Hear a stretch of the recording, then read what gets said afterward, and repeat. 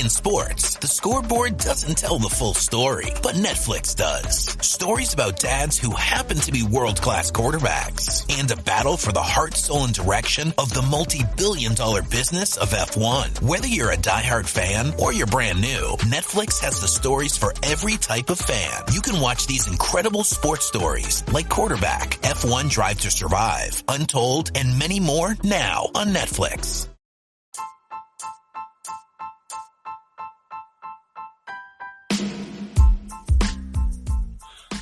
Welcome to the Scarlets Supporters Pembrokeshire podcast. Hello and welcome to this week's Scarlet Supporters Pembrokeshire Westerer is Besterer podcast with me, Lee G, and as always joining me is Big M. How are we, Mart? How's things? I'm good, mate. I'm good. How are you doing? Yes, it's a lovely sunny day, isn't it? It's a lovely kind of...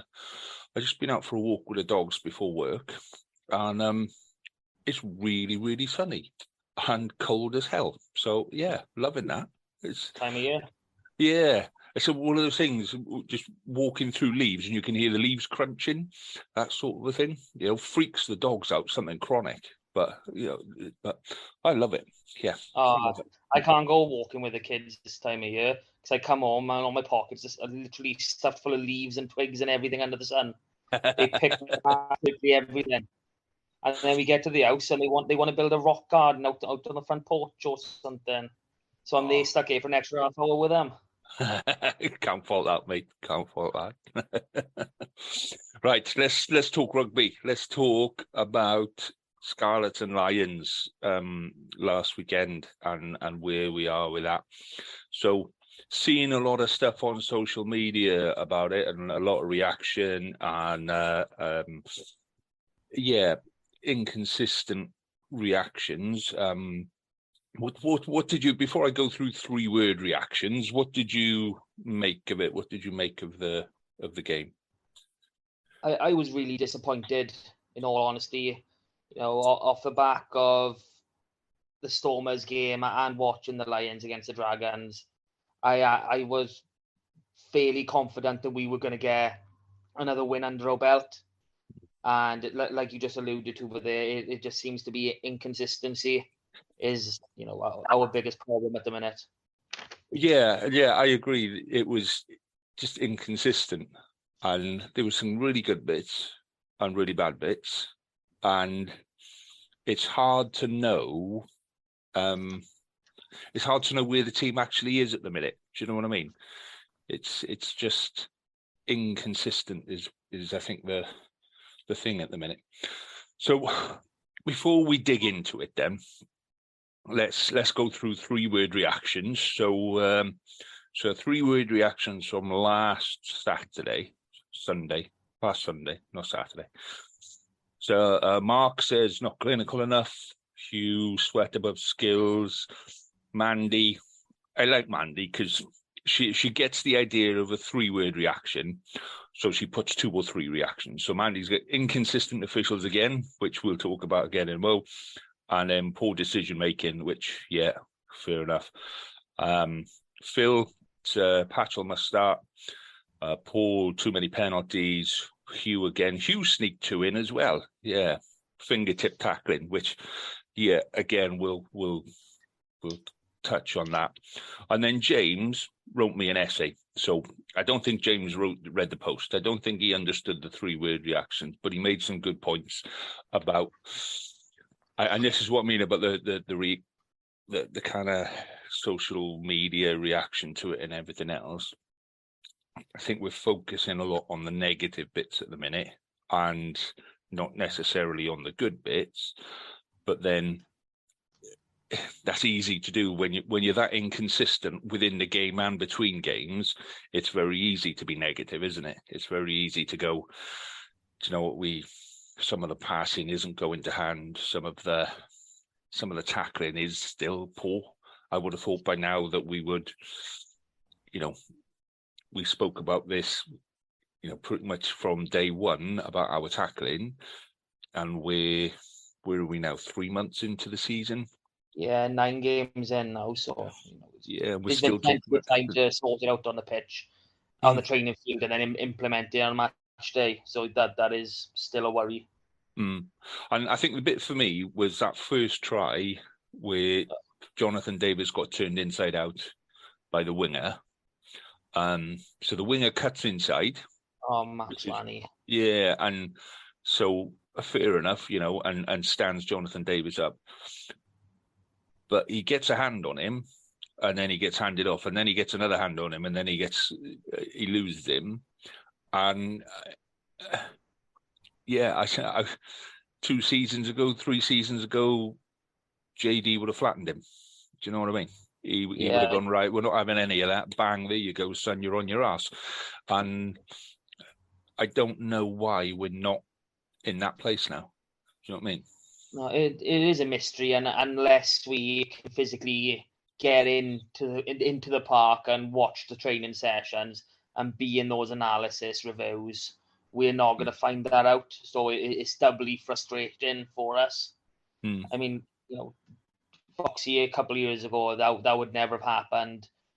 But, he is getting on now. What is he, 33, 34? We can't expect him to still be playing like he was, for the Lions in 2017. We have got an older contingent of players whose powers are fading, and it's becoming more apparent. It's just whether or not the coaches are ready to risk blooding some new players, or at least giving them a chance in the shirt, because we know we have got some youngsters who are capable. But it's just looking at these instances and saying, okay, maybe we should give so and so a chance now. You have a little break, because I think Foxy's played every single minute of the season so far for us. Yeah, and you can't question his desire. You can't question his heart. You can't question his commitment to what we're doing. He's a Scarlet through and through. That's why he came back home. He wanted to finish his career at the Scarlets and make it something to be proud of. And you can't question that side of him.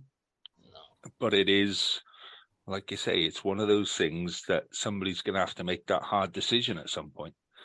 And for me, the team at the minute revolves around Scott Williams. When Scott Williams is on the pitch, we do play that more expansive rugby, and he is more of an organizer, more of a he is in the referee's ear. I know we shouldn't be, but he is just saying stuff around the ref, picking it up on ref mic, and if ref mic is picking it up, the referee's hearing it, and he's just putting ideas in the referee's head that, they were off their feet again at that ruck. You got to clear them out, boys. Do you know what I mean?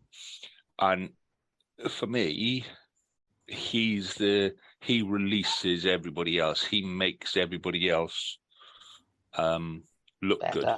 Yeah. And, in defence and in attack. And I can't see, and we've said this before as well, can't see who's coming through to replace them. And until we make that commitment to whoever's coming through, that, you're going to get a run of games, we're not going to find that out, Having said that, I thought Steph Evans played quite well when he came on, at outside centre.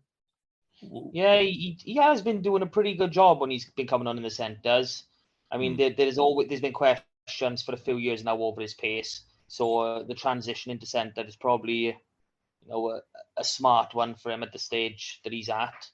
And he has been pretty impressive. Like, there's always going to be worries with a winger moving into centres about the defensive side of the game, the tackling. But he's been all right so far. And I think when the ball is in his hands, you feel like something's going to happen. He, even up to the last, those last couple of plays where you could see people were out on their feet, and, playing at altitude is always difficult, but he was still giving 100%. He was still really going for it and giving everything he possibly could. And he stood out because of that, I think. The one thing I've always loved with Steph Evans is as long as he's communicating and connecting with the scrum half, is his ability around the ruck and around the breakdown, the little 1-2 passes back and forth, the way he jinks it in and around those close quarter spaces. It's been really impressive over the years, and he's still doing it now, which is obviously a good thing for Scarlets to see. Yeah, and he's got a little bit of a rogue element to him, doesn't he? And you can't defend against that. You know, when he's popping up and picking and going around the side of a ruck, or he's popping up on the outside of a number 8 on a crash ball, you know, that's really difficult to defend against because that doesn't fit with the structure. And I think that's where his kind of strength is that he does break defensive structures. And that's where we're good in attack, is when we're past that first line of attack and the game starts to break up. You know, some of the stuff that we did on Sunday I thought was really, really good. We dropped the ball again. We do the hard work, we break the line, we go through, and then we just don't finish. But I think that will come. I think that will come over time, and that'll, you know, the hard work is done. The hard work is getting past that first line of defence and getting into a position where you can score. Scoring is almost the easy part, and that's the bit that they need to work on. Yeah, I think there were like 3-4 tries that we could have put home on and the disallowed one as well. Yeah. And then you look at that and you look at the week before, you know, we had 3 tries the week before that we should have had. So, you know, our attack, in all honesty, is firing quite well, bar 1 or 2 little, you know, that last pass. Go on. Yeah, we're about 80-85% in our attack. It is literally those little fine margins that will just boost us over the line and get us to scoring on not every time we hit 22, but on a more regular basis. And you know, if we'd have put the tries, if we'd have converted the tries last week and the week before, we'd have had 2 victories. You know, we'd have come away with 2 wins and bonus points and everything. So, you know, again, we're not that far away from where we need to be. I think the concern is in defence, and that's always going to be, you know, if you can't defend or make it difficult for the opposition to score tries at the very least, you know, there's going to be questions asked. And I know, what's his name, Gareth Williams came in a couple of games ago, but by now we should be seeing improvement. By now, we should be seeing improvement. Yeah, this block of games now is where the defence should have been set up, because they had that nice 3-week chunk during the autumn internationals to just do whatever they needed with the players. And like I said, we're not in there. We don't know the specific structure that they are trying to implement. So it is hard to see how far off they are or how far off they feel they are. So, yeah, I mean, I thought some of the things that have improved are things like, you know, kick chasing has improved. We're starting to win ball back off the kick chase. We're starting to do, and actually off first phase, our defence is quite good. Off first phase, I don't think that any of the line breaks came off first phase ball. And so, you know, that initial structure is quite good. And there were a couple of phases, you know, where we were putting in dominant tackles. We were taking them, we were going back 5 meters, you know, but then you get to the 4th, 5th, 6th phase, and that's where we seem to break down. And I think that comes from that desire to get up and go. You know, when you hit the floor, and this is where someone like Josh McLeod is really good, you very rarely see Josh McLeod actually on the floor. He's down, up straight away. Do you know what I mean? He hits the deck and he's up and he's over, or he's up and he's out. And we just need a bit more effort like that from some of the other players, because I think the structure is improving.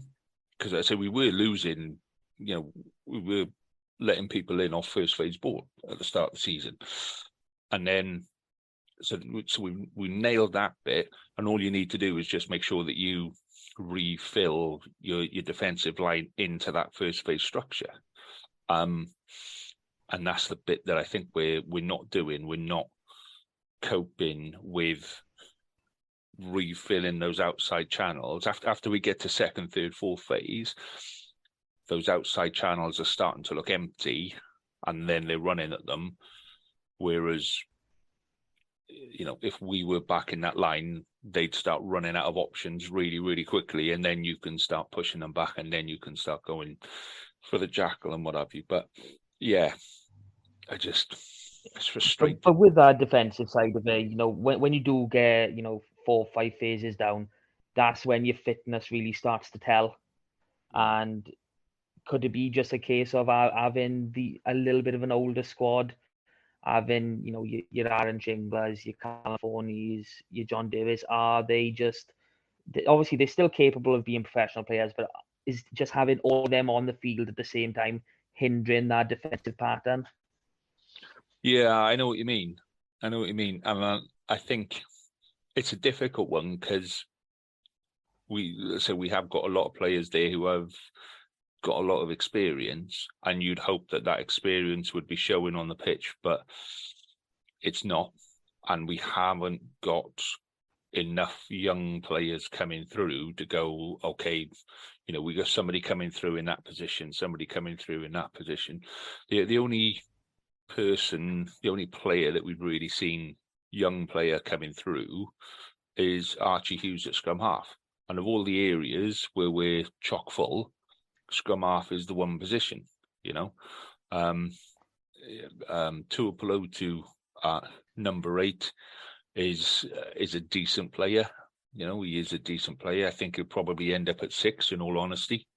But he's got a hell of a hit on him, and he's got as a ball carrier, he's a big lad. He's difficult to stop. But then you go, right, okay, who else have we got? We got the O'Connor boys in the front row, maybe. The Price boys in the second row. Okay, but there's nobody there going, like, when Cubby was coming through. When Cubby was coming through, and Cubby left academy and signed his senior deal, it was like, right, okay, there was an excitement about what he was going to do. It was like, let's get him into the team, let's get him on the park. And I don't feel that excitement with anybody else coming through at the minute. I feel it with a couple of boys, in honesty. Joe Robert is one that we have seen some glimpses of, which I've been really impressed with. And he's, well, I'm assuming he's 5th in the pecking order at the minute. But Harry Williams, the scrum half, I'm getting excited. Where I've been watching the Welsh Prem on S4C, every time I've seen him play, the speed of his pass and the way he goes about, it is exciting me. And he's the same age as Archie Hughes. So they really are, they're going to be together for a while, and that could be a very lethal duo in a few years' time. I am looking forward to when Harry Williams breaks into that team, because he is very much in the mould of Aaron Smith, how fast his pass gets out. And that could be, well, the quicker you get the ball from the ruck, the less time the defence has to reorganise. So that can only be a good thing, as long as it's done correctly. Yeah, but see, I got a problem with Harry Williams, and it's his hair. Because the last time I saw him play, he had a top knot, and I'm like, come on, son, do you know what I mean? And I'm like, lovely player, love what you're doing on the pitch, but a top knot? I mean, come on, dude. Has he still got it? Is he still... I know he's got loads of hair. I'm not too sure if it's a top knot, but this is a modern day now. These boys, they've got these Instagram profiles. They've got to market themselves. They've got to look the part as well. So all this hipster look. I think, like, I'm not a big fan of it. But I think your age is getting to you a bit there. There are Let them have the air what they want. Just leave them be. There are some times when you see players coming out the tunnel and you just go, no, I'm not having that. Look at the hair on him. He can go. There used to be a time when I was playing where you look for the smart ass on the opposition, the one with the fancy hair and the one that's got the spray tan and all of that kind of stuff. And like, right, run at him. We're having him. Do you know what I mean? And that's the way it used to be. But yeah, Harry Williams, great player, and like you say, between him and Archie, it's going to be great, particularly with Costello as well. Those two releasing Costello, I think, is going to be quite a strong combination for the future. I think centres is where we're going to struggle. Like say Joe Roberts, whether he comes back from that injury. I know it was a really nasty injury that he had on his knee. He's back in training by all accounts. I think it was in Peel's press conference last week. He said that Roberts was doing some training back here. Oh, well, that's all right. And that's because when you saw it, I think he dislocated the knee or something, didn't he? Or he did something to his knee. Dodgy.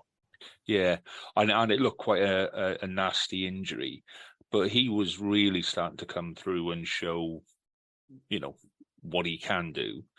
And I think what we need is we need more than one person in each position coming through. Let's say scrum half, we're stacked full on scrum half. Yeah. So, if Kieran Hardy gets an offer at the end of this season to go, I don't know, Dragons or England or whatever, Gareth Davis, he's got his 60 caps, so we may want to go abroad and still, compete for World Cup place or whatever.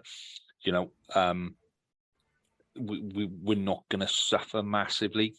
In fact, we might benefit in terms of wage, and those younger boys would obviously be on a lower wage, so might actually work for us. I agree financially, but if Gareth Davis was to pop off at the end of the season, because he's had his entire career here, hasn't he? I think so. Yeah, I don't remember him going anywhere else.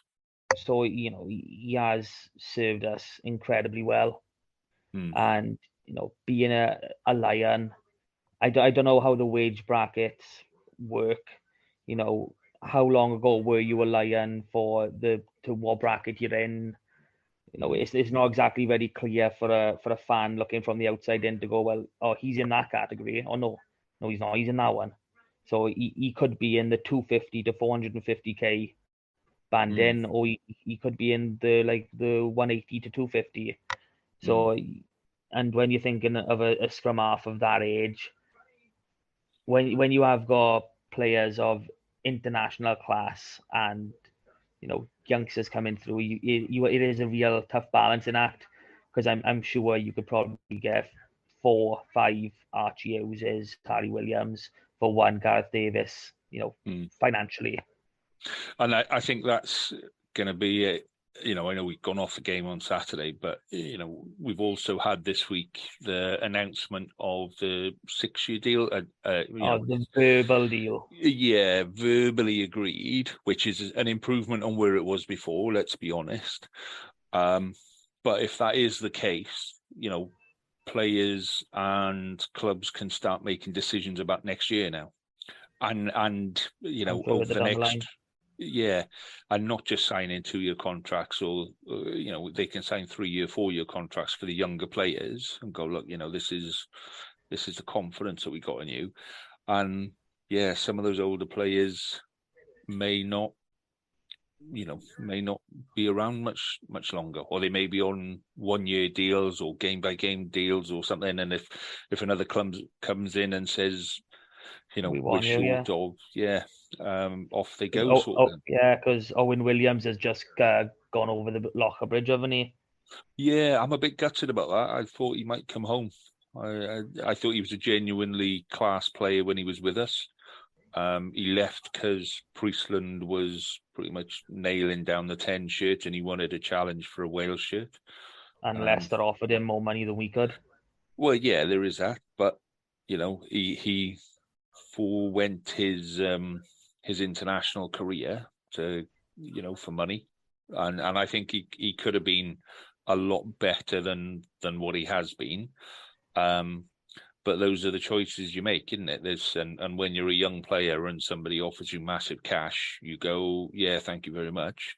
And then he's had a lot of injuries. He has been out for a long time with injuries, but I thought he was a class player, and it's a really good signing by the Ospreys for him to come back. But just shame he didn't come back to us. But then that would have put the age of our squad a lot higher than we probably want it to be, wouldn't we? Yeah. Like if you were, it depends on what you'd be bringing him in as. Are you bringing him in as a 10 or are you bringing him as a 12? I know he can play a bit of 15, but that's not really his forte. So it's a case of if you bring him in as a 10, Patchell's almost back to full fitness. We got Costello and Dan Jones, and then you look at 12, and you're thinking, okay, Johnny Williams is injured, so there is space for him.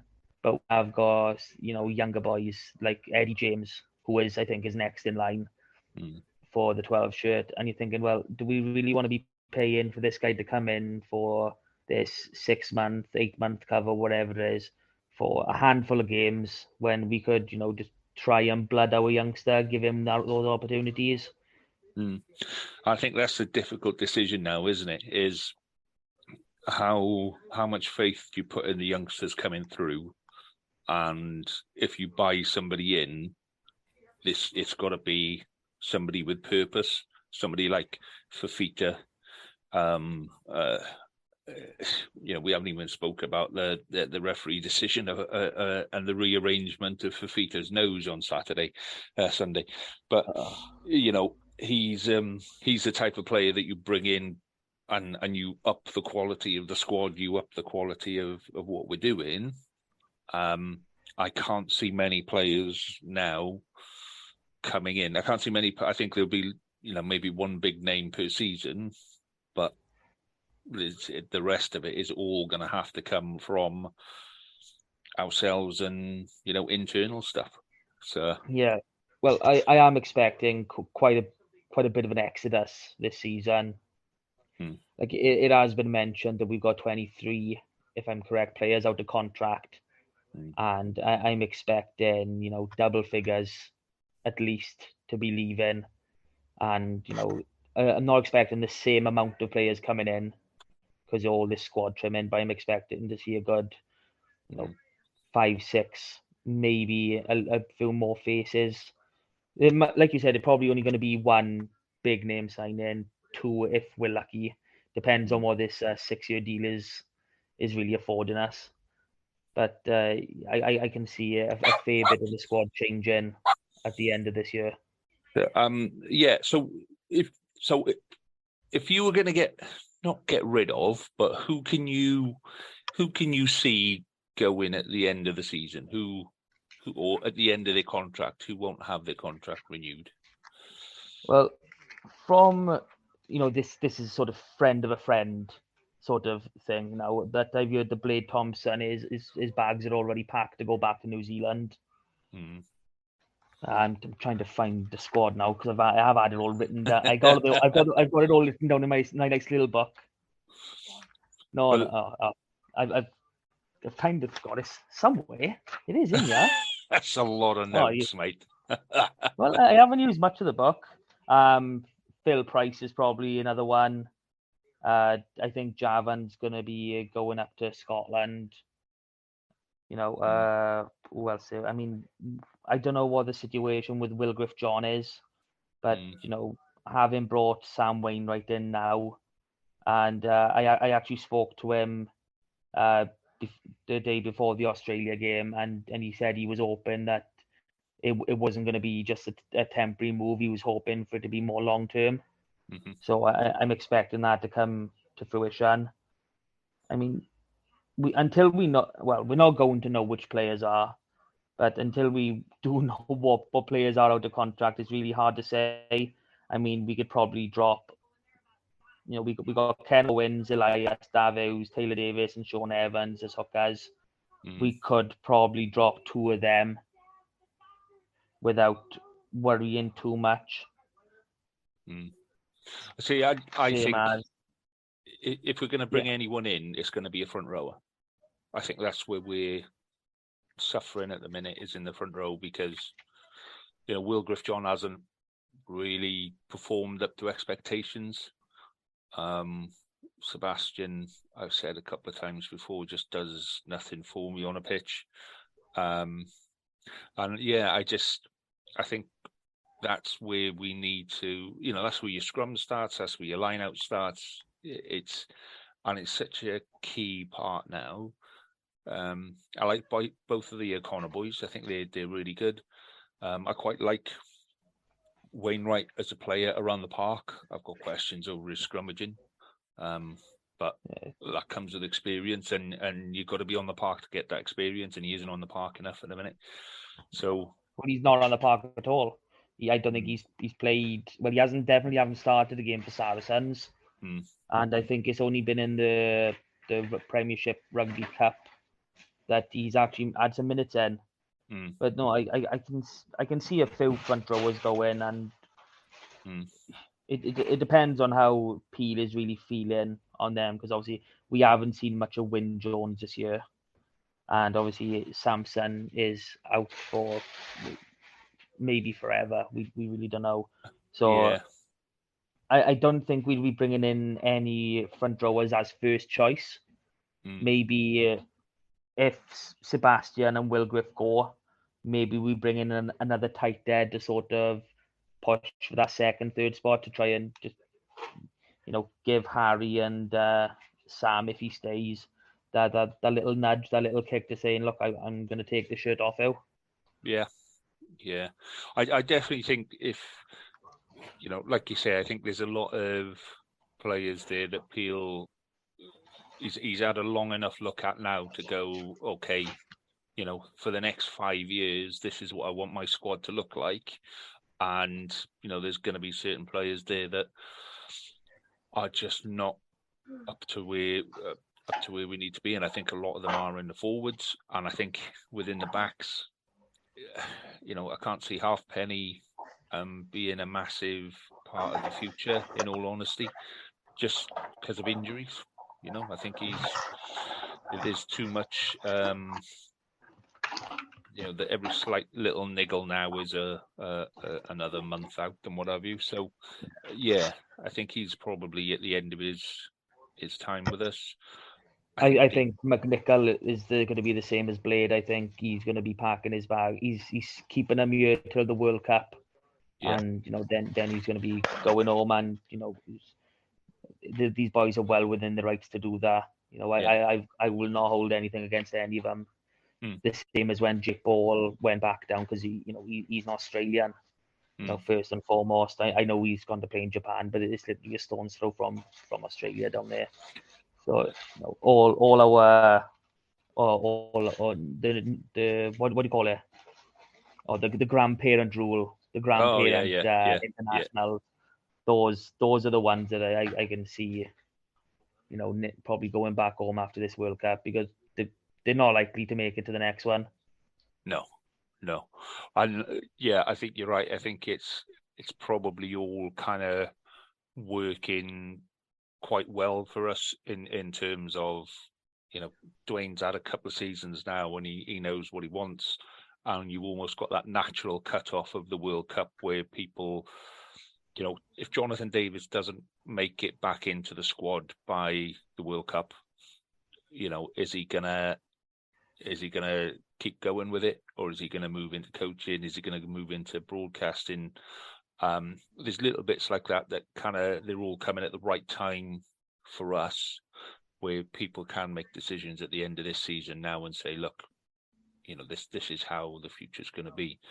But yeah, I same thing, mate. I can see quite a lot of players going, not many coming in, and a lot of players coming through academy and coming up from Premiership teams and using that, Premiership. And it was interesting last year to see Ewan Shenton come from Cardiff Met.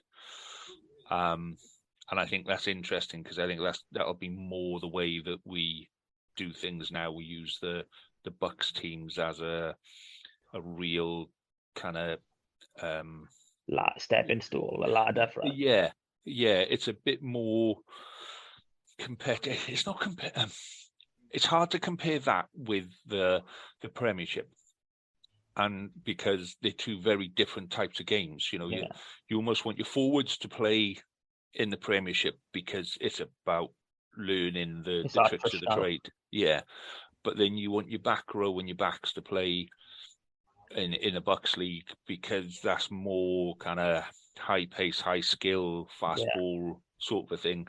But then you also want them to swap over at some point. You want them to understand the other side of the game. So yeah, I think it'll be interesting to see where we start recruiting players from now. And I think it might work well for the Premiership. I think it might work well for Bucks, and I think we'll see less players coming from abroad. We've already seen Scarlets bringing in a new head of academy, so I think we're that's the way the future is going to be. Is very much around. We need to develop our own, and we've definitely got the players around. We've got more than enough players around to develop and to come through. We just need to give them the chance, the opportunity, and the support with coaching and stuff, don't we? Yeah, and following along with the Bucks, we've already got the connections with UWTSD, Trinity, St David's, and their rugby setup is. It's basically down to the students. There is no one there from any department that takes control of it and says, "Oh, this is when you're doing this." It is literally all player run, and that's why they're not in the Bucks League, the top Bucks leagues as such, because there's no investment or no infrastructure, and that's something that we could look at. Well, what did happen at the end of last season and over the summer was Trinity have started a rugby program. They've got a dedicated rugby manager there, and they've started investing in facilities. They've started investing in gyms and pitches and what have you. And the facilities they've got are pretty good already. I mean, they've got quite a few pitches, and their actual sports area facilities on the Carmarthen campus are pretty high quality. Right. Well, they're trying to build. I think they've got a 5-year plan to get into Bucks, and I think a lot of that goes alongside Scarlets. So from what I know at the minute, Scarlets academy players go to Swansea Uni or Cardiff Met. A couple go to Cardiff Uni itself, but it's mainly Swansea Uni, and that's what. So my understanding is the connections with the universities are there, but I just don't think they've been used as like Tuapolotu's in Swansea Uni. He's done a bit for promoting Swansea Uni and come to Swansea because of this, that, and the other. And I know that they've got dedicated people inside Swansea to help players with managing training and so if they miss lectures they get notes and they can they don't miss out on the educational side of it because of the rugby, because they know the rugby comes first. So it's there, and I think that is probably the way forward for us. So many boys from down this way go away and don't come back. They don't come home, and getting them to come home can be a bit of a challenge. So you took someone like what's his name, the fullback just gone to Gloucester, Hathaway. You come in from just outside Aberystwyth, quite rural and what have you, and quite an hour and a half away from your home pitch in Scarlets, Parker Scarlets. So if he went to Aberystwyth Uni, he'd be as far away from Parker Scarlets as he was when he was in Gloucester. So, you go and you get the big cities and you get the bit of experience of life away from home, and you go, yeah, this is quite nice. And it is quite difficult to persuade people to come home, and come back to where you were. So keeping them here in the first place, I think, is probably the best way forward for us for the future. But so anyway, Sunday's game. I keep calling it Saturday. So back to Sunday's game.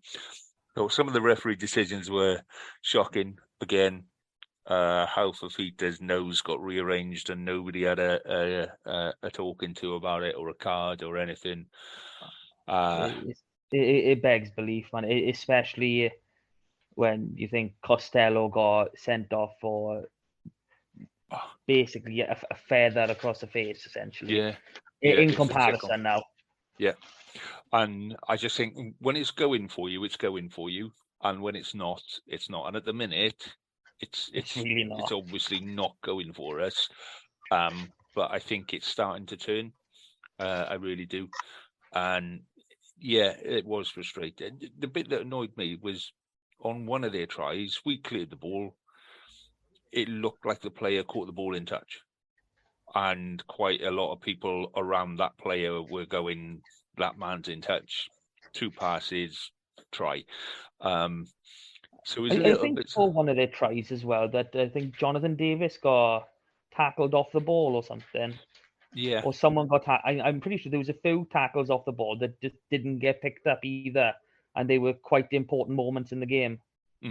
Well, the bit that annoys me, and this has happened quite a few times now, and I don't know if it's something, well, it is something that's coached, obviously, and we don't do it and other teams do, is when they're jackling for the ball, they go over, they go beyond the ball, their hands are on the floor, and then they scrape back in. Yeah. That's not in the low block. That's off your feet instantly. Exactly. So Ospreys have done it, Leinster have done it, Ulster have done it, and Lions did it last week as well. And you're quite obviously, when your hands are on the floor and you're over the top of the ball, you are not supporting your own weight, and you have to think, would that player be there if their hands were off the floor? No, they wouldn't, because their head is below their hips, So there's little bits like that. It's not even just the hands over and scraping back. There's supposed to be a clear lift, a clear attempt to lift that ball. So if you know, and I just don't see that from a lot of players. They just leaving their hands on it and just waiting for the penalty. Yeah. But you're supposed to show a clear lift. Otherwise, you're just slowing it down for the sake of it. And I think the amount of players that still just dive over the top of a ruck, literally. There was one ruck against the Lions where 2 players literally dived over the top to secure the ball.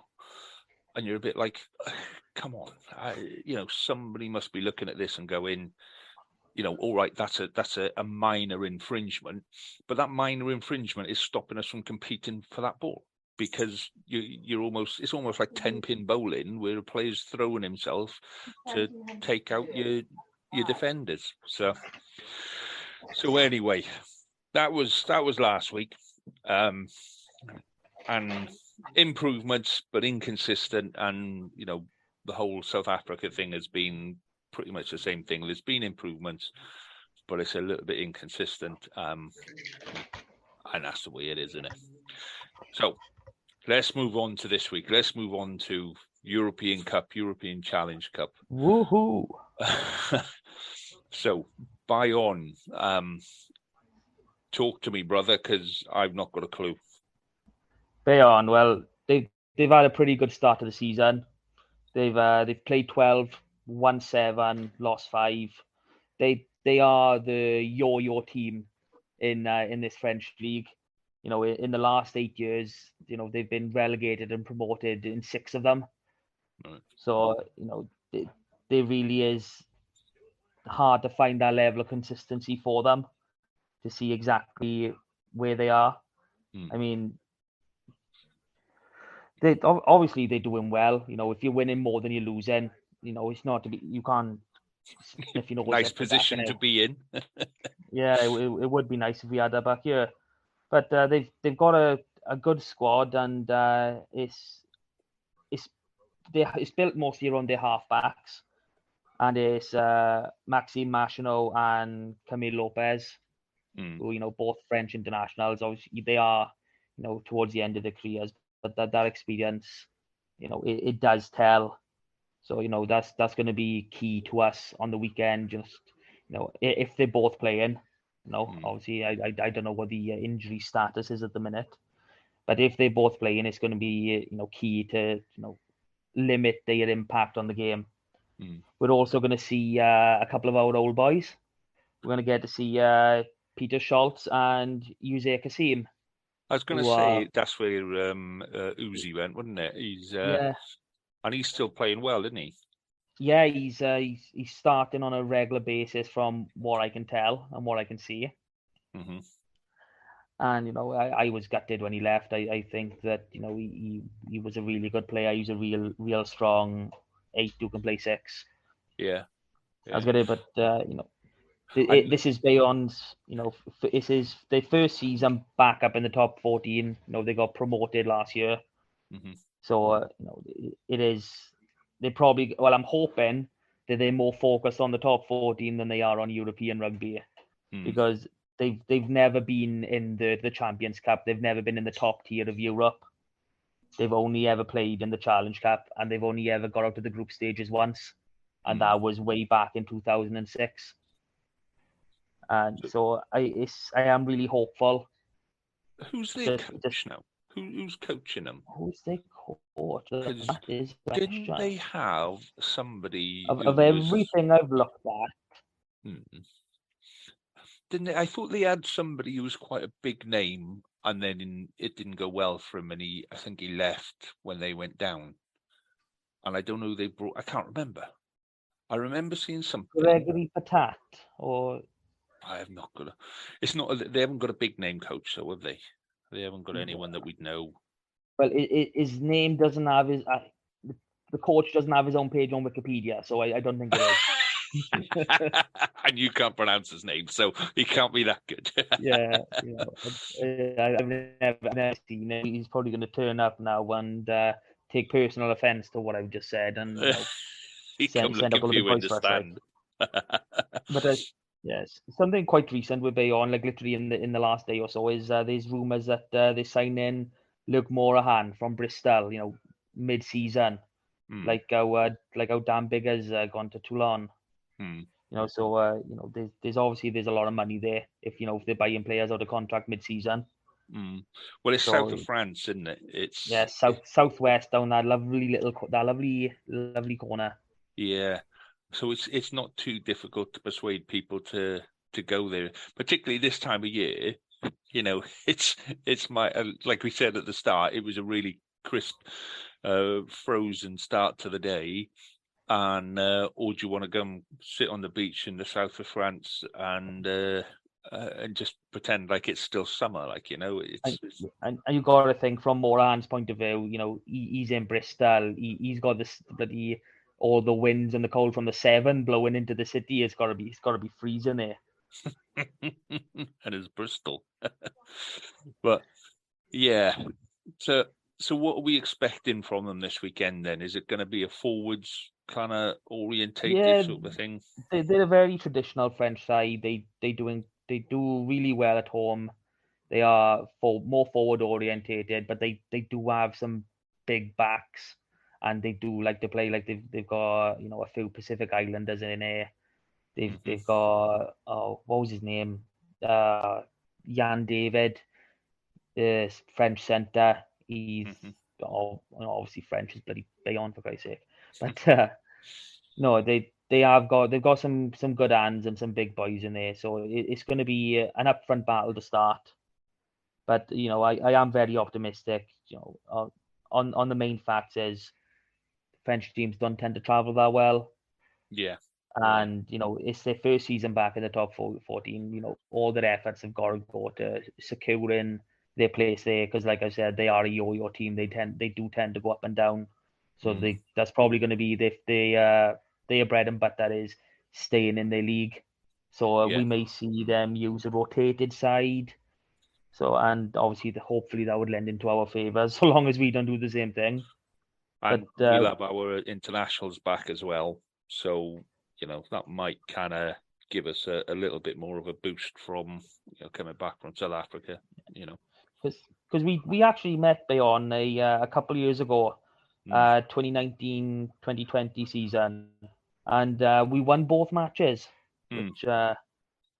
if history has anything to go by, it's good. We won 19-11 away out in France, and we won 46 points to 5 at home. So if we could get anywhere near close to a repeat, I think everyone will be leaving happy on Sunday. Quite happy. And we weren't playing particularly well that season. No, it was everything came together for Europe, but who knows? No, I think that was Brad Moore's first season. I think we were playing some nice stuff. But he left halfway through, didn't he? He left. I think no, he left when COVID left, didn't he? The March, was it? No, I think he went before that. I'm sure he went before that. We'll have to write it down in the notes, and we'll have to check it back later. Yeah, homework for this week. When did New Zealand steal our coach and then not promise the payday of a fixture? Yeah, I tell you, looking back, it's probably not a bad thing that we didn't play New Zealand. It would have been lovely, but oh my lord, it would have been a Tonkin and a half, wouldn't it? But we could have played the bloody New Zealand schools, and it would have been a good nice occasion, man. Yeah. So, okay, so what are we expecting from Scarlets this weekend then? Who are you expecting to come back into the side? Who are you expecting to turn out on the pitch on Saturday? Sunday again. Oh, good Lord, Sunday. Well, I'm not expecting a mass load of changes from what we've seen for the most part of the season. If I can get my bloody box up. I keep forgetting where I put it. Oh, your note system is just falling down around your ears, mate. It's too full now. It's just absolutely too full. You need little things on the side. You can get little post-it notes with like little arrows pointing in that say, these are your props. This is Bayonne. This is how to pronounce someone's name. Well, normally I've got everything spread over just the 2 pages, but because we're going back and talking about the squad and stuff, I've got to go all the way through just to try and remember who's the internationals, who's not. But no, I'm expecting. I don't think Ken Owens would be starting. I would imagine probably Elias would come back into that starting berth, and maybe Ken as a bench spot, because he did play an awful lot of rugby for Wales. Same with Josh McLeod. I'm expecting him to come straight back into Kieran Hardy is a tricky one, just because he never seems to play. Like, there's only that one game where he played well for us when he started. Yeah. He seems to be so much better coming off the bench. Yeah. I mean, Costello, he's already back, same as Blacker is. And I thought Blacker played really well when he came on as well. And I like Blacker. I'm starting to like Blacker more as our main attacking scrum half now, I'll be honest. I think Blacker is probably the more all-rounded player of all of our scrum halves. He's not quite as strong defensively as Gareth Davis, and maybe his attacking is slightly below Hardy, but not much. But he is probably our more complete scrum half at the minute. And I wouldn't be too disheartened if he started. I'd like to see him and Costello form a solid partnership. Yeah, I would too. And then I think the only other player left is Lee Halfpenny, and the way he's been pulled out of games, an hour before the morning of the day before, I just think we may as well just stick him in some cotton wool for a couple of weeks, let him get himself ready. Target maybe a bench slot against the Cheetahs, next week, and then obviously the Ospreys on Boxing Day. Maybe target that one for him, but then it'll depend on how well McNichol, Rogers, and Combi are going. Because if those boys find form, I don't think there's a space for Halfpenny in the team if they are well. I think the place for Halfpenny now is if we need a kicking option. If we need somebody that's going to be able to slot goals, left, right, and centre. And I just don't. That comes from, if you've got a strong front row that you're quite confident you're going to win sort of 4 or 5 scrum penalties every game, then you can have somebody on the pitch that can kick. And at the minute, we're not getting ourselves into that place where we need to kick penalties. We're not. So, yeah, I think it's going to be a while before we see him. And if we see him again, I don't know if we will. Genuinely don't. And I don't mean that in a bad way. I think he's a really nice guy, and as a professional, he's he demonstrates a lot of good behaviours for younger players. You don't want to go to any of the captain's runs then. He's quite openly frustrated with himself, and some of the profanities, and you. Obviously, it doesn't matter. We don't mind. No one minds. I know there's kids here, but when you come in to watch a rugby thing, you're expecting a few words here or there. But no, if he's not had a good game, he's beating himself up. He's in a real sour mood, and as you can imagine, this season there's not been many games to be positive about. Make eye contact with kids. Well, I wouldn't be at all surprised to see him taking over the role that Steph Hughes had last year, coaching the under-18s. Well, that's something we need to look at now, because that's starting back in 2 weeks on the 21st. Yeah, so the first round of it is the 14th, but we're not involved in that. And then the week after, 21st, is Cardiff away.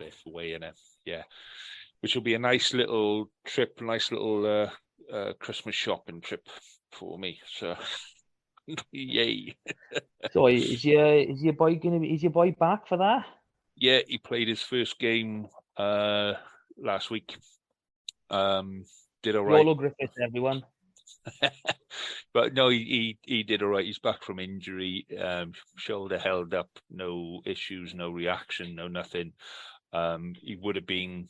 So it's the English Schools Cup final today, actually, and he would have been in the team, but it just, he's been out for 8 months, and difficult for him to walk straight back into a cup final side. Do you know what I mean? After the rest of the boys have done the work through the rest of the season. So, but he'll be back. He's back training at the park on Saturday. So, yeah, fingers crossed. So, yeah, that kicks off in 2 weeks' time for us. And obviously, so let's get a score prediction for this weekend. I'm going to stop saying Saturday. I'm going to start saying this weekend. So your score prediction for this weekend for the Scarlets game then, mate? Oh, I'm going to go 33-16. To us. Obviously. I'm never just wanted to check. I just want to make sure. I'm never going to go for, the opposing team. Even if we are facing the All Blacks, I'm never going to say, they're going to beat us. No chance. No. I'm going in there full of confidence. Well, I'm going to go with. I'm going to say that the weather's actually going to play quite a hefty part in it, because it's meant to be really cold, really windy, and boys coming from the south of France and walking into Arctic conditions. Park of Scarlets has never been the place to come for if you like decent weather. Let's be honest. So yeah, I think comfortable win for us. Something like 25-6. I think we if they're going to get anything, it'll be from the forwards. But I'm going to go 25-6 is my prediction for this weekend. So, yay for that. Right, moving on then. Let's move on to Pembrokeshire sides. So I know I said I was going to do a scoreboard rundown, but I was away in Cardiff on Saturday, and on Sunday I didn't get up until about midday, and so I didn't do it.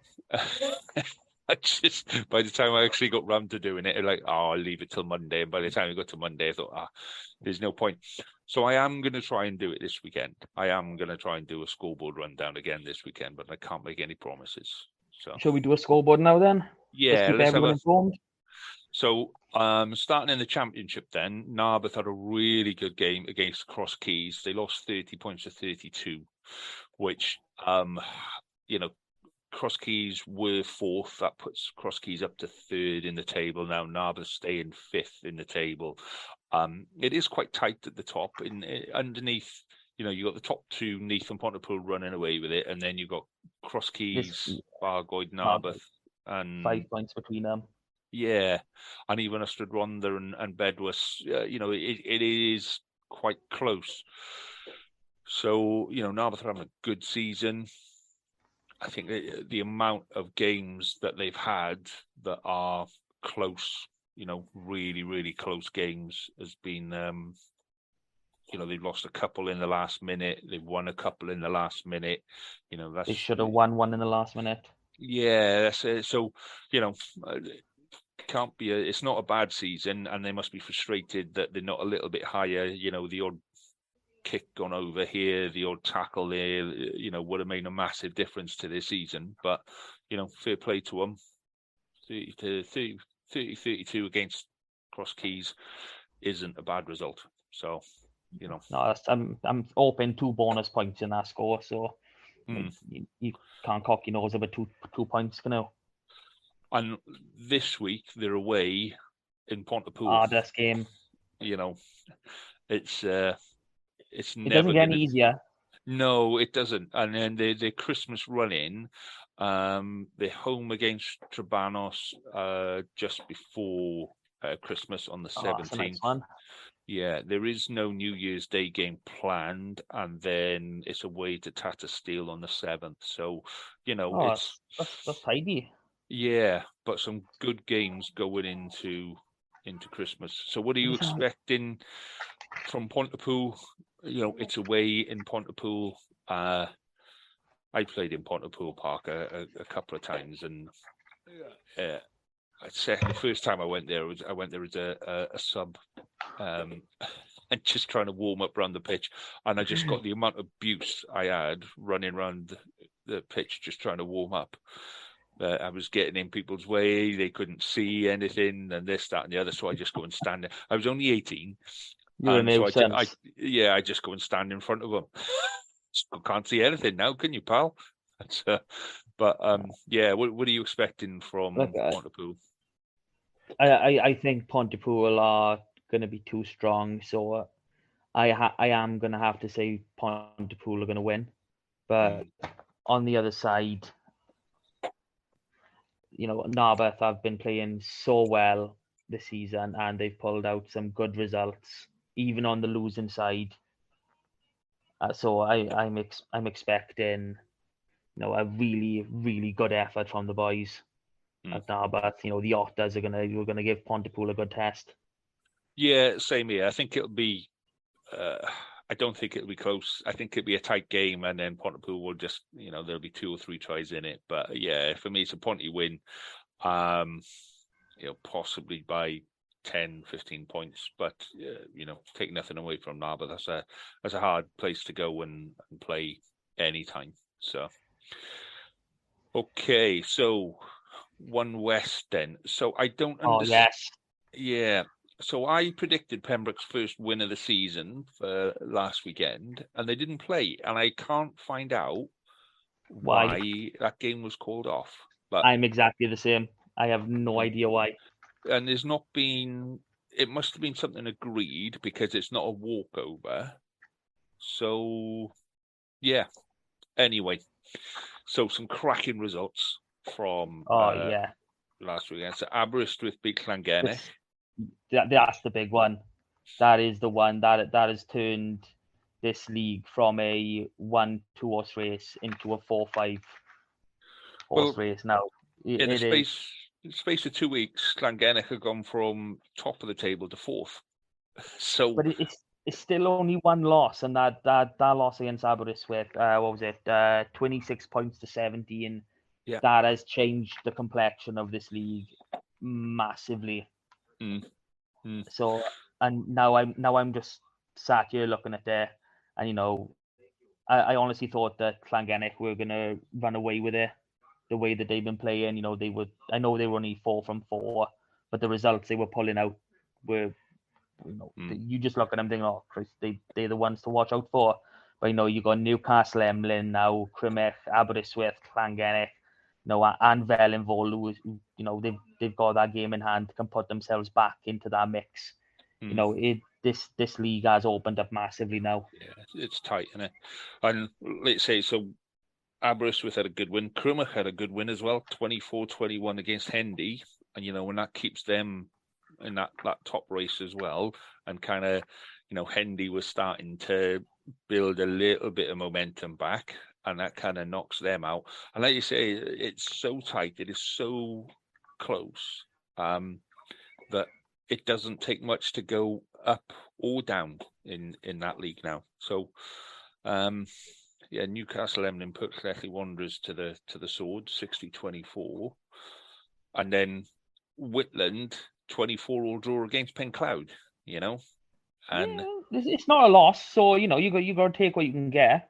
Yeah. No, they are really okay. They're not sharing the bottom spot with Pembroke, but they're only one step above the pair of them, Pencloud and Whitland. So probably a fair result. All things considered. Yeah. And like I say, not sure what went on with Pembroke, but no doubt that will be something for future pods that'll get rearranged at some point. So this week's game. So the interesting fixture from this week: Whitland at home to Crymych, and I know it's like Crymych are top of the table or second from top, Whitland second from bottom, but that's a tasty fixture. That's a tasty one to go and watch. That's going to warm you up watching that game, because there's not going to be a lot of tries. There's not going to be a lot of wild, expansive, creative rugby. There's going to be a lot of close-in, hard contact. There may even be a little bit of fisticuffs and handbags, because they do not like each other. They never Tell have. me, do we have WRU line touch judges for Division 1 matches, or is it still someone from? Yeah, I think no, Division 1. No, it's Championship. Still clubmen. Yeah, I'm not sure. Yeah, definitely. Well, if they're not in there, it could be the difference between a 30-man brawl and a kiss and a cuddle. Yeah, but it's going to be an interesting. I can see Crymych walking away with it and winning that game quite comfortably. But it's going to be an interesting game to watch, that one. And Aberystwyth away in Hendy as well. Tough game. It's not going to be easy. No. But I'm obviously you got to back Aberystwyth, especially after what they've done this weekend. Yeah. So I'm the same. I'm going Aberystwyth on that, and then Pembroke at home to Wellinvoil. I can't see Pembroke. I like to see Pembroke pick up a win somewhere. I really would. And without knowing what happened last week, was it a case of they couldn't raise a side, which I can't imagine that happening, but something. Well, you could always turn out for them if they're struggling for players. No. And I mean, if they're struggling for boys down Wellinvoil, it's only a stone's throw from me. I'll come and play as well. The last time I turned out for Pembroke was in a Vets game, and my wife and kids came to watch. And by the time they actually got there, halfway through the first game, I was already in the first aid tent, and I detached my my left calf. So, and I've not been allowed back on a pitch since. So you need to go into the mixed abilities now, then. Yeah, I the walk-in. I think I'd struggle with the walk-in one now, but there we go. Wheelchair rugby, you'll be fine. So, so that is Division 1. So Division 2, again, some cracking results from last weekend. The key result from last weekend in this one, Milford and Fishguard 23-all draw. I mean, who predicted that? No one. No one. It was so many close games this year, particularly for Milford. Milford have had quite a few close run games. I thought Fishguard were going to run away with that and be quite comfortable. But yeah, 23-all, fair play by all accounts. It was a hell of a game. So yeah, I'm in the same mindset as you. I was expecting, to be, be a tough game. Really close quarters for good first half, and then I expected Fishguard to just start slowly pulling away. But Milford haven't been having the best of season, so just to dig that out is it's good for the club. It's good news. Yep. So let's hope that they kick on. Yeah, and then Buryport put a win over Tenby. Again, quite a close game, 25-19. Yeah. There's only one try in it. And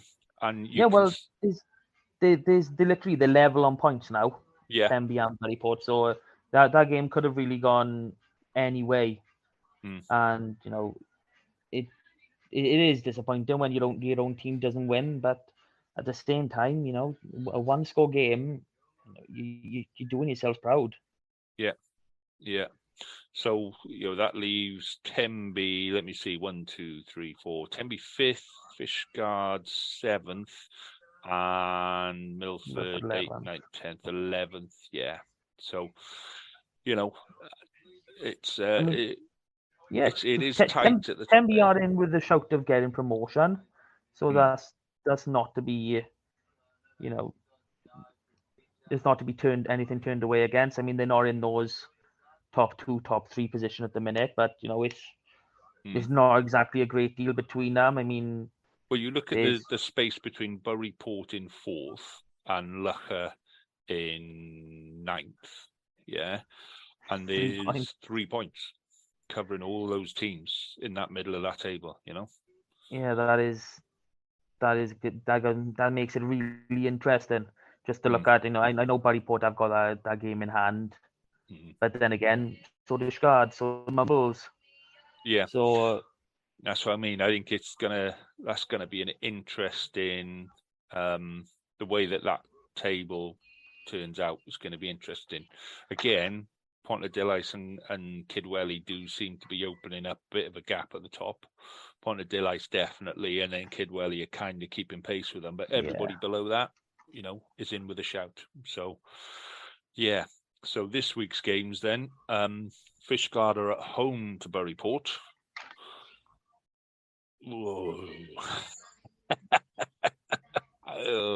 I don't want to say Fishguard are going to lose, but I just can't.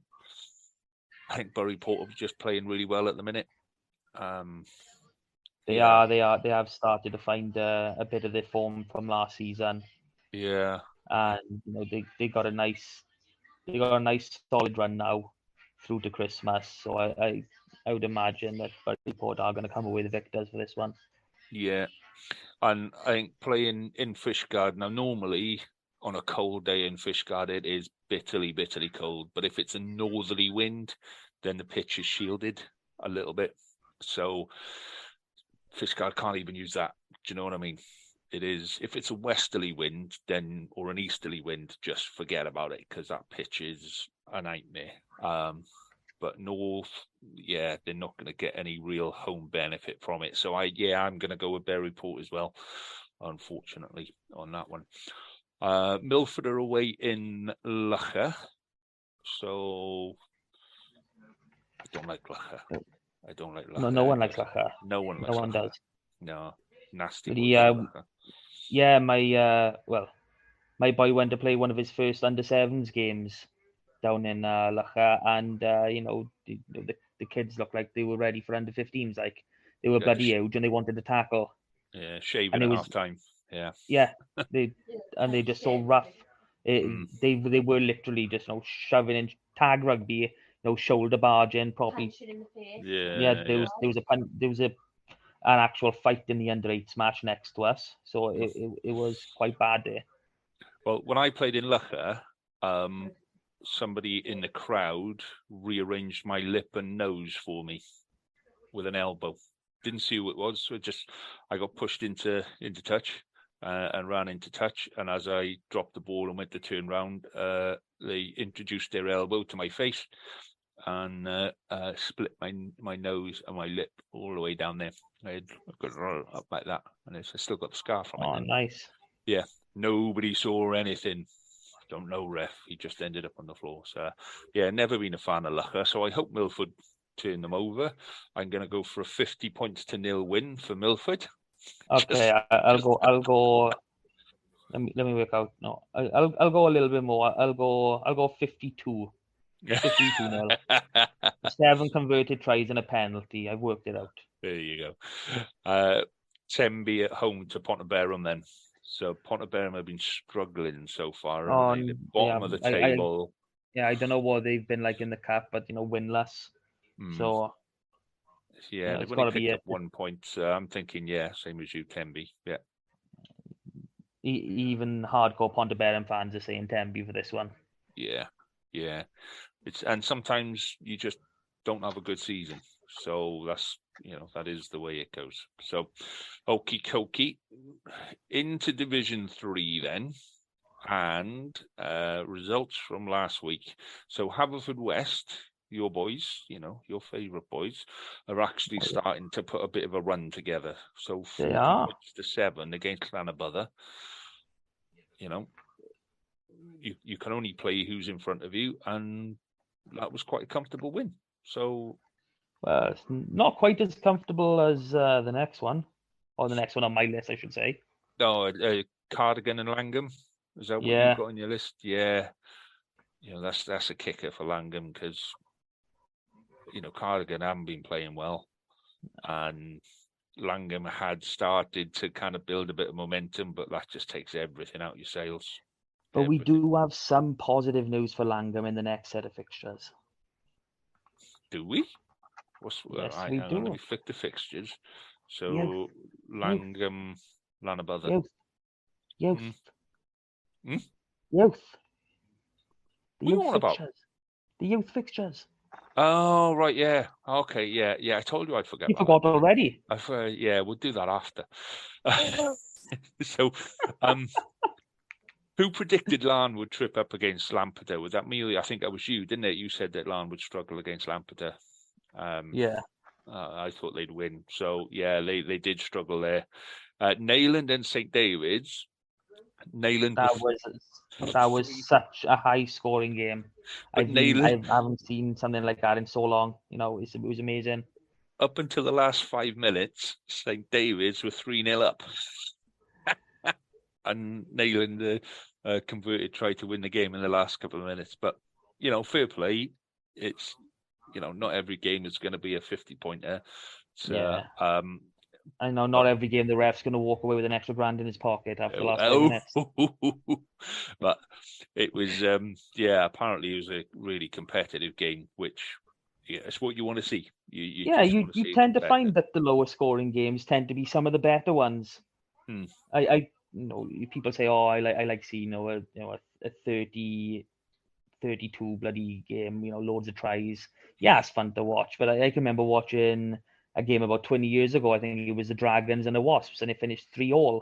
And I remember watching that game. I thought it was absolutely bloody brilliant. Some of the rugby I saw on show was awesome. Yeah. It doesn't have to be a high scoring game, like you say, to be good. And apparently that was a good game. So, and then St. Clair's Aberaeron. Now I believe I tipped St. Clair's and you tipped Aberaeron. Yeah, I didn't want. I know St. Clair's are good. I know they're going strong and most likely going to stay undefeated. But I just didn't want to vote for them this time. I wanted Aberaeron to come out and just, have them. Well, tough. They came close. Yeah, I mean, 21-16. Let's say a good game again, but some really good competitive games there. So, if we look at the table, so St. Clair's are still top. Abereyron in third, Larne in fourth, Haverfordwest in fifth, but level on points with Larne, but Larne have got a game in hand. And Neyland just below Haverfordwest. Cardigan have jumped a couple, and St David's have dropped there. Then we've got Pembroke Quins, Llanybother, Langham, and Tregaron. So, so the Quins game against Tregaron was called off. Tregaron couldn't get a team. So, realistically, Pembroke Quins should be a couple of spaces above, probably above Cardigan with that Tregaron game. But, it's... they would do that comfortable. So anyway, fixtures for this weekend. Yes. Abereyron at home to Lampeter. Another big one. Another big game for Abereyron. And if they've got any hopes of, coming close to winning, even with that St Clair's loss, they've got to do one on Lampeter. So I'm going to back them back in Abereyron. Yeah, I think so too. And again, I think conditions are just going to play into Abereyron's hands. It's right on the coast. Although having said that, their pitch is sheltered from a northerly wind as well. So it'll be cold anyway. It'll be bitterly, bitterly cold there just because it's an open pitch. It's shielded on one side, but it is an open pitch. So it'll be cold. And whether Lampeter cope with that better than Abereyron. Abereyron are used to it. They build igloos in the summer in Abereyron for fun. So it's just the way it is, It's what you do. Yeah, so I'm going Abereyron win as well. So then we've got Cardigan St Clair's. I don't think there's any doubt in that. No. That game, that's a St Clair's win. And then Larne Neyland. Larne at home to Neyland. Yeah, Larne is still having a really good season. So I'll stick by Larne. Yeah, me too. I think it was a bit of a blip against St David's for Neyland. And then we've got Llanybother and Langham. So, Langham. And of all the games... don't even talk. Just Langham. Just say. That's what you got to do. Down at the bottom of the table, you've got Langham, Llanybother and Tregaron. So, this is the kind of game that Langham probably should be targeting as a must-win, But then again, so is Llanybother. So, I don't know what's going on at Langham, but wish the boys all the best, and hopefully they can come away with a win there. I'm gonna go with a Langham win as well, and job done. So the next game, quite interesting, St David's against Pembroke Quins. So before we talk about the game, we're coming up on Christmas, and I remember playing for the Quins in St David's just before Christmas, and it was absolute carnage. We came home with a Christmas tree and a park bench, but one of the boys had to take back on a Sunday morning. So, it's always a good session up there. I'm hoping the boys will deliver on fancy dress after the game. Bare minimum, we got to go Christmas jumpers, but I'm hoping that there's... Well, you're already doing that now, mate. I got my Christmas jumper. Yeah, I'm loving my Christmas jumper this year. It's got little knobbly bits and all sorts. But take a photo and check it on the... It can be our image for the podcast.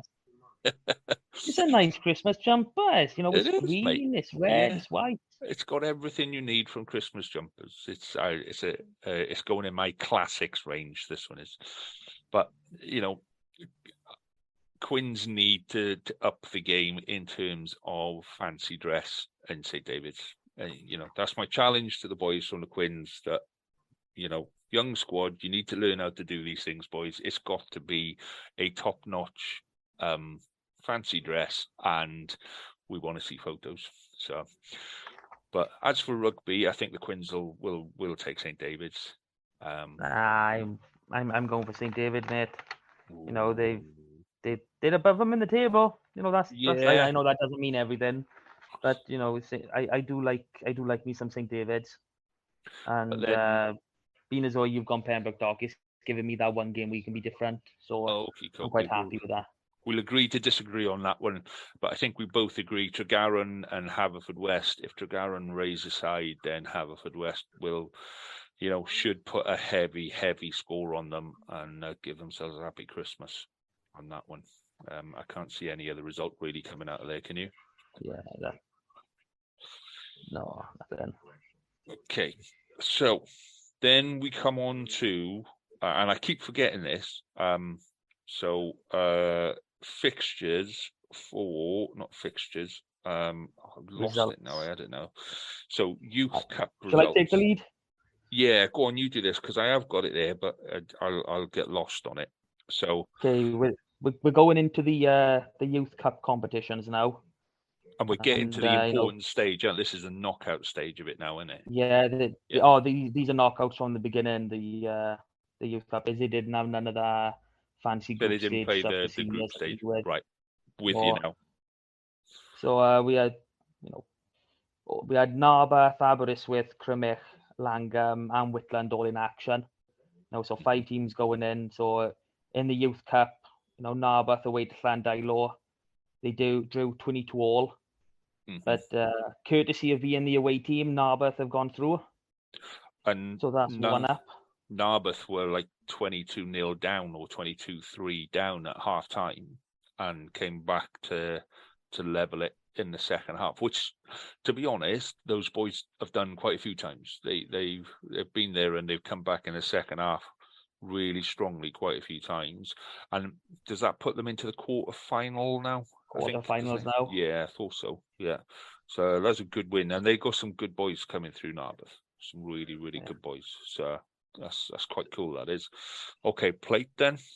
Moving into the plate, Aberystwyth hosted Porthcawl. And, this is a sad result to be telling everyone, but, they lost 7 points to 19. So that's the end of the plate journey for Aberystwyth. And, but then Crymych had a belting win, didn't they? Oh, just a little bit. Was it 48 points to 5 over Baglan? And Baglan have got quite a lot of Neath College boys and stuff like that. So, they're not a 2-bit side. They're quite a decent side, aren't they? Well, it doesn't matter when you're coming into the third round of a knockout competition. You've got to be decent to have made it that far. So to have that sort of victory is brilliant. So that's Narberth and Crymych now in their respective quarterfinals, and Aberystwyth get a free weekend off somewhere. And I know that both Narberth and Crymych have got quite a few Scarlets 18s boys and Scarlets 18s attached boys in their squads. So that's quite good. That's quite interesting to see them cracking on. So in the bowl then, who did we have in the bowl? We had Langham away to St. Julian's HSOB, which I'm assuming stands for High School OB. Yeah, High School boys. Yeah. And that must be a Cardiff side then, is it? Cardiff, Newport, I think is somewhere down there. Yeah. So big travel day for those boys. And like I said earlier, we had some good news coming for Langham, and here it is. They won by 18 points to 17. And they get to go through to the quarterfinals. So we've said it repeatedly. A village the size of Langham, just to put out a side. Yeah. But to put out a side that's get into a quarterfinals of a knockout competition is brilliant. Yeah, and hopefully they can retain a lot of those boys into senior team, and the future will be a bit brighter than where it is at the minute. So yeah, fair play, well done. And then finally, Whitland and Llangennech. Yeah, Whitland at home to Llangennech. I knew this was another single pointer. And it goes the way of Whitland, 15 points to 14. I mean, these have got to be some really testing times for these boys to be playing, with a few minutes left on the clock. It's a single score game. Like one kick will do it.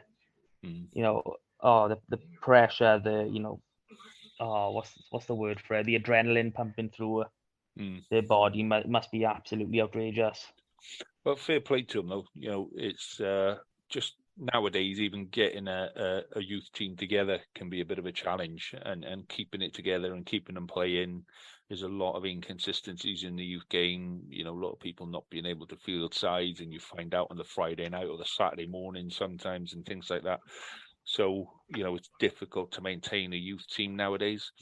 So fair play to them to be in a position where you can challenge in a quarterfinal of the Welsh Cup Plato Bowl is a good indication of where the club is. So congrats all round, boys. Well done then. And that's the end of this week. So we done now. Have I covered everything, or have I forgotten? You have covered everything, but I've got a couple of messages I've got to send out. Go on then. A couple of weeks ago, I said my boy was in hospital. While we were in there, we met a lovely young man named Tom McNamara from Narberth. I believe he's in the under 14s, and he's broken his tibia and fibula. So giving him a shout out, hoping for a speedy recovery. And hopefully everyone at Narberth at the Otters is helping him along and getting him better. Mm-hmm. And on the less nice note, I don't know if you can remember, I think it was last year, Penny Gray, RFC Youth captain, Logan Luca, he committed suicide. And in the last day, someone's gone and vandalised all the gravesite. So taken the cross, there was barbel axe, his boots were there, and they've just taken everything and just destroyed it. Idiots. So I know this is a Pembrokeshire podcast, but if anyone's got any links with Penny Gray or knows anything, obviously if you could get in touch with the club, that would be amazing. And we talk a lot about the rugby community and how good the rugby community is when times are good and things like that. And, part of being part of the rugby community is we look out for each other with things like this as well, and we do our best to make sure that the people who have done this kind of get held to account, because you got to... It's not acceptable no matter who's done it. No. It doesn't matter if you claim mental incompetence or whatever. No, you don't do things like this. No.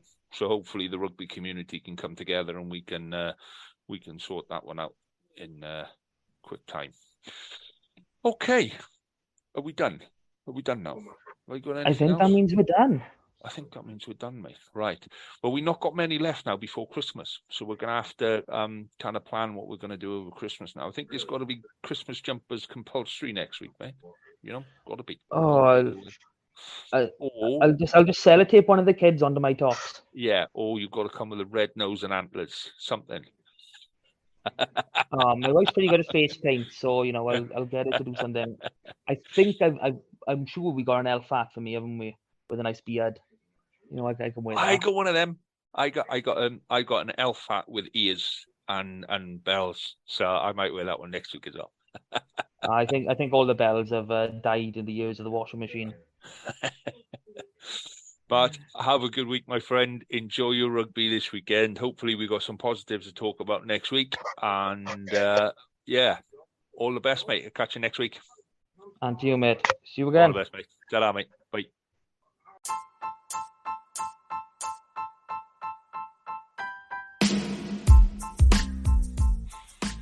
You have been listening to the Westerer is Besterer podcast from the Scarlet Supporters Pems team. You can follow us on Twitter on Scarlet Pems, find us on Facebook with Scarlet Supporters Pembrokeshire, or email us on scarletspems@gmail.com. And remember, West is best, but Westerer is Besterer. Cheers. Sports Social Podcast Network.